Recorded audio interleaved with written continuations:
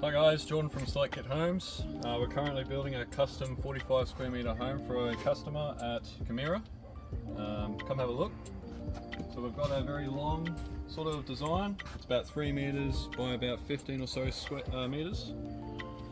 So it starts off with a nice outside area, about 5.5 by 2.5 metres, nice covered roof. And it features a nice long 5.5 metre stacker door. So as you walk in, what we'll first have here is we'll have a nice little kitchenette here, which will transition to an open lounge room with that beautiful bay window at the end there. And as you can see, you also have a 20-degree rake ceiling in here. So once this is all plastered and all that, it'll look amazing.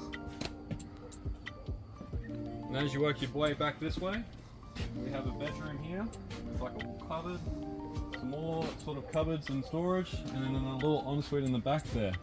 And after the roof goes on, we're going to have 3 skylights put in here. They'll really bring in some nice light and really sort of pull this thing together. So stay tuned and we'll keep you updated with how this project goes.